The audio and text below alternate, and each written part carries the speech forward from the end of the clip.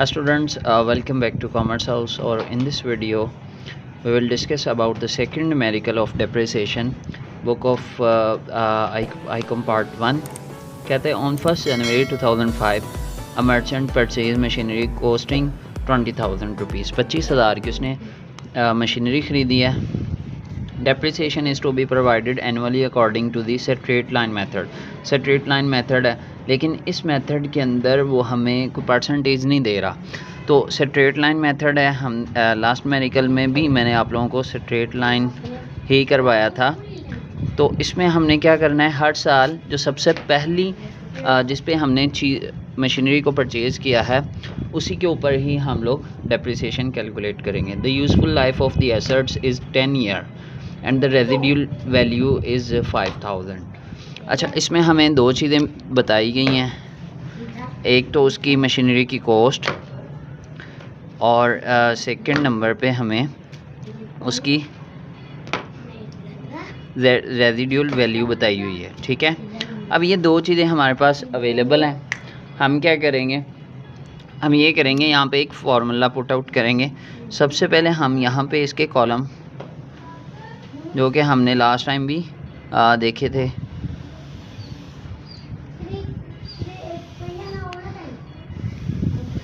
ठीक है. तो सबसे पहले डिटेल डेट फर्स्ट कॉलम में, date detail amount, date detail and amount. ठीक है. टू कैश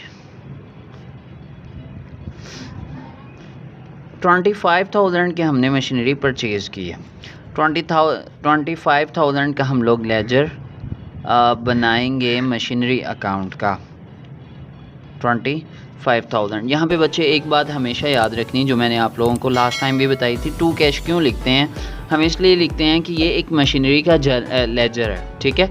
लेजर अकाउंट में आप लोग डेबिट साइड होती है, क्रेडिट साइड होती है. डेबिट साइड पे आपने जो मशीनरी परचेज़ की उसी की जिसकी वजह से वो डेबिट हो रहा है उसको आपने पुट आउट कर दिया.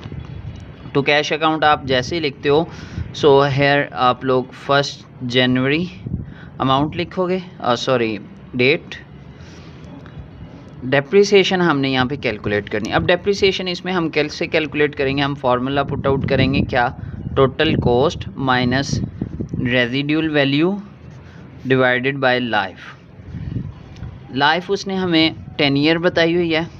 ये बात याद रखिएगा, लाइफ ये जो बताई है ये अलग से बताएगा और आप लोगों ने कितनी देर तक डेप्रिसिएशन कैलकुलेट करनी है वो आप लोगों को अलग से बताएंगे. तो इस न्यूमेरिकल में टोटल कॉस्ट 25,000 है हमारे पास, minus residual value 5,000 divided by life. तो आप इसको कैलकुलेट करेंगे, डेट विल इक्वल टू 2,000. ठीक है, ये डेप्रिसिएशन आ गई और लास्ट पे आप लोग इसी साल का बैलेंस निकाल दोगे. कितना, 23,000. 25,000 से आप 2,000 लेस करेंगे, 25,000. बैलेंस को कन्वर्ट करें इधर, 23,000 टोटल कर दें. यह है 2,006. 23,000 एंड 23,000 डेप्रिसिएशन. फिर स्ट्रेट लाइन मेथड है वैसे कैलकुलेट होगी. क्या, टोटल कॉस्ट. अब टोटल कॉस्ट यहाँ पे आप लोग 25,000 ही लिखोगे और 5,000 divided by life, that will equal to 2,000. Less करोगे 21,000. तो न्यूमेरिकल में अगर आप देखें तो वो आपको कहता है आपने डेप्रिसिएशन जो है वो 5 ईयर के लिए कैलकुलेट करनी है. तो बैलेंस आपके पास आ जाएगा 21,000. सो नेक्स्ट ईयर आप बैलेंस इसी को ऐसे पुट आउट करोगे, 21,000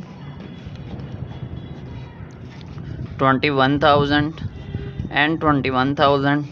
डेप्रिसिएशन जब आप कैलकुलेट करोगे फॉर 2007 सेम ऐसे कैलकुलेट होगी, 2,000 डेप्रिसिएशन एंड 19,000 आपका बैलेंस. 3 ईयर का आपका डाटा कंप्लीट हो गया है. डेप्रिसिएशन आपकी 3 ईयर्स की निकल गई.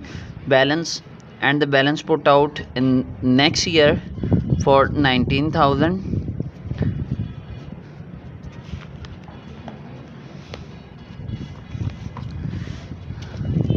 19,000 total 19,000।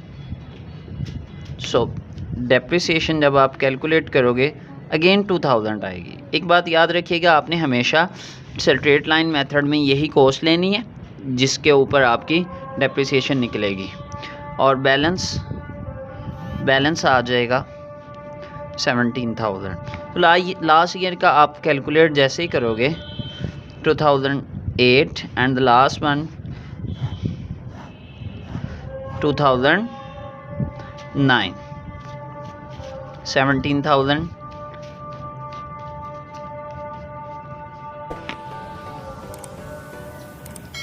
And the depreciation 2000, balance आपका आ जाएगा लास्ट ईयर 15,000।